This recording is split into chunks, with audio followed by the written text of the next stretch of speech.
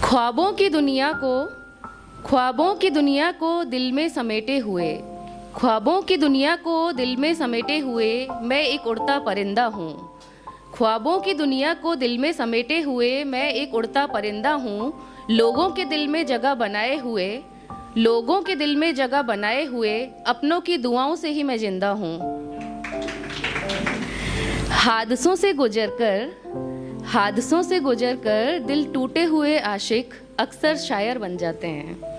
हादसों से गुजरकर दिल टूटे हुए आशिक अक्सर शायर बन जाते हैं। और समेट कर जब जज्बातों को वो फिर खड़े होते हैं तो ऐसी महफिलों में नजर आते हैं।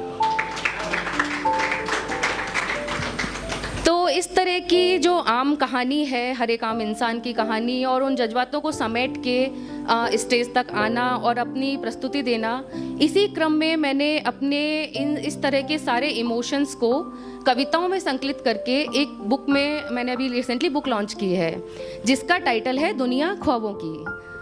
दुनिया ख्वाबों की अभी 4 दिन पहले ही अमेजन पे आई है। 26 को वो लिस्टिंग हुई है अमेजन पे, और ये मेरे लिए बहुत ही प्राउड मोमेंट है कि जस्ट लिस्टिंग के 4 दिन में वो नंबर 1 बेस्ट सेलर है।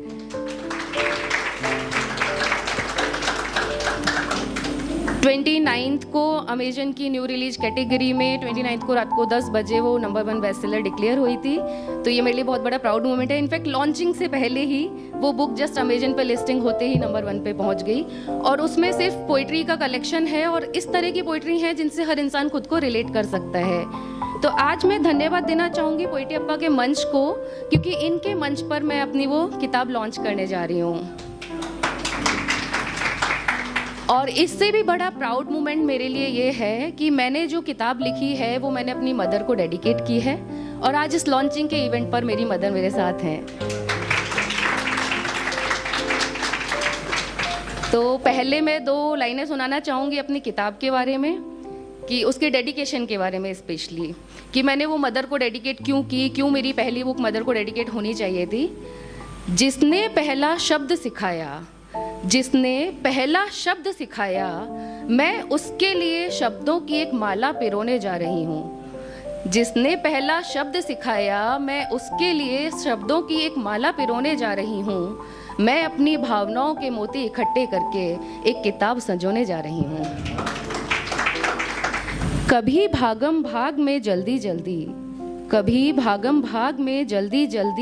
तो कभी कहीं होकर लेट, वो तो घर और दफ्तर दोनों के फर्ज निभा लेती है। नौकरी की जिम्मेदारी और घर की हर जरूरत जाने कैसे वो दोनों संभाल लेती है। सुबह सबसे पहले उठकर, अक्सर हमने अपने घरों में देखा है कि हम लोग बहुत लेट तक सोए होते हैं और हमारी माँ बहुत जल्दी उठकर बहुत सारे काम करती हैं। सुबह सबसे पहले उठकर सबका सारा काम करना, खुद का ख्याल भूलकर वो सबका नाश्ता लंच टिफिन सब बना लेती है। शाम को आती है घर जब वो कितना भी थक कर चाहे, पर फिर से वो सबको और सारे घर को संभाल लेती है। मुझे ऐसा लगता है अक्सर हम लोग तो अपनी अपनी लाइफ में बिजी होते हैं, एक मदर होती है जिसको सबकी परवाह होती है, और वो कितना भी काम में कितना भी थक जाए उसके बाद भी वो वापस आकर सबको संभालती हैं। फिर कुछ लाइनें जो मेरे सबसे करीब हैं। सपनों की दुनिया थी उनकी भी ख्वाब देखे थे जाने कितने। सपनों की दुनिया थी उनकी भी ख्वाब देखे थे जाने कितने। बच्चों की ख्वाहिशों के आगे वो सब कुछ पीछे छोड़ती जाती है। हर चीज में रखकर खुद को आखिरी वो औरों की ज़रूरतों का ख्याल रखती जाती है। कभी घर कभी ऑफिस, ये उस लेडी के बारे में है जो खुद वो कैसा फील करती हैं। ये तो अभी तक अपनी फीलिंग्स थी। कभी घर कभी ऑफिस और कभी लोगों की भीड़ भाड़ में, कभी यूं ही तन्हाइयों और खामोशियों में वक्त गुजार लेती है। कभी सबका प्यार है मिलता कभी सबका प्यार है मिलता है, कभी तकरार किसी की, खुद के अरमानों को दबाकर माँ बच्चे की हर बात जान लेती है।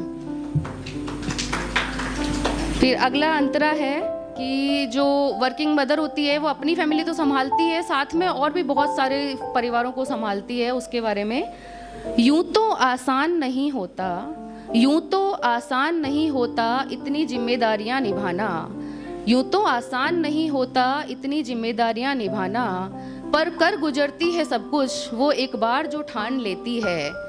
जो होती है माँ के साथ साथ, जो होती है माँ के साथ साथ नौकरी पेशा भी, वो एक दो नहीं कई कई परिवार संभाल लेती है। धन्यवाद।